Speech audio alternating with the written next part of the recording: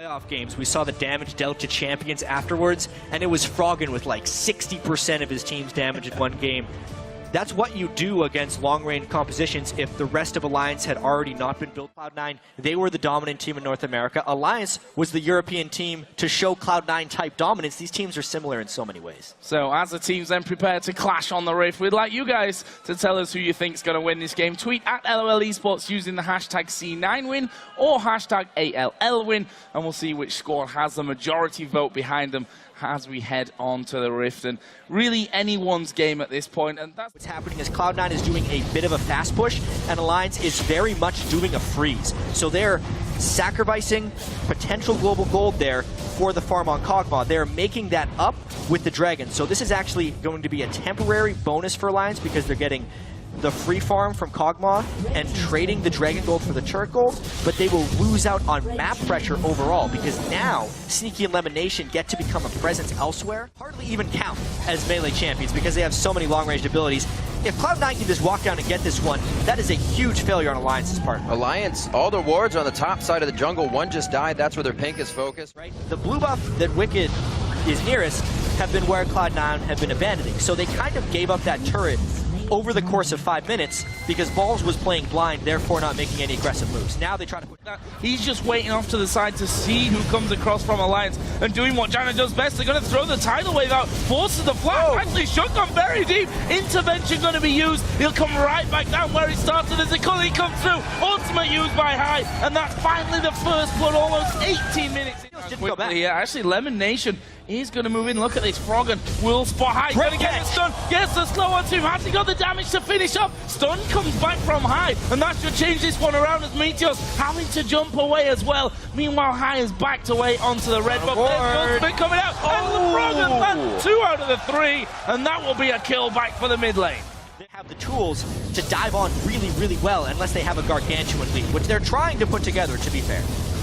Striking down the heart here of Alliance's mid lane. Wicked taking quite a bit of damage. Again, the tidal wave letting them know the disengage is there. Shots out of tabs, draws out the intervention. Doesn't look like there's going to be too much on this. Such cautious team fights coming from both these teams. Cloud9 has to be careful. Very low on mana as they just kind of hang out now.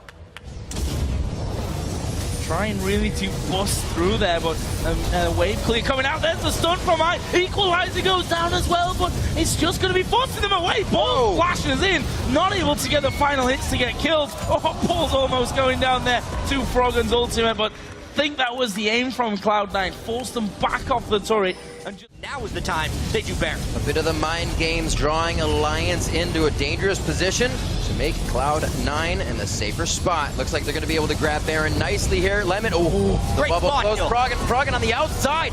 Intervention goes down on him. He does get a good flash over the wall. Meteos' jump is not going to slow anything. They do take down Froggen, but the rest of the team knows that they need to get back and they need to guard.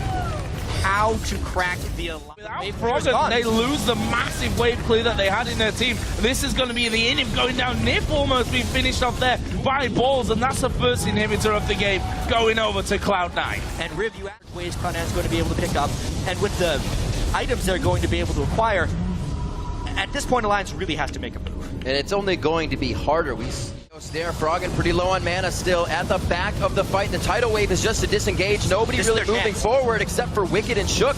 Not really the damage providers right now. Wicked can't do much without the team. Whoa. They just shred down tabs there. High's going to stay alive. A great shield and a heal coming out from his AD carry of Sneaky. They're going to take down another inhibitor, and they are just running amok in the base. Wicked just wasn't able to get the intervention on. I will need to see that again to see if he was out of range when you have more gold. But with that being said, Cloud9 has outbuilt Alliance like crazy.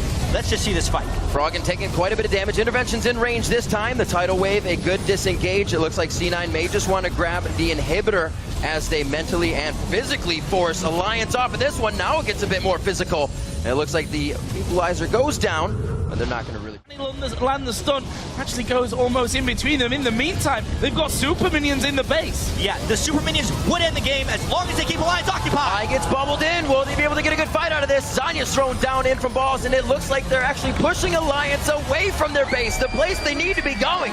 Froggen, only one left right now as the Cathian Surprise won't be taking anybody down, and it's the teleport already in from balls onto the Nexus turrets. That's going to be it. Those super minions and balls will end it. This is going to be a few minutes from now. 3 seconds. Rest of the team going to come in to join them here, but Balls all on his own, going to get rid of their minion wave so that the super minions can help him out in the task of finishing off that Nexus. And it's a simple finish with a 20-second spawn time here on Shook. And whilst not a high-scoring game, Cloud9 really controlling this one out to pick up their first win of Worlds. They just played better. Straight up, they were smarter. The champion select was well executed. It wasn't the flashiest of wins, but boy, was it a secure win. Cloud9 knew when they would be stronger in this game. They forced around objectives then, and they did what they do best, take a small lead into a victory.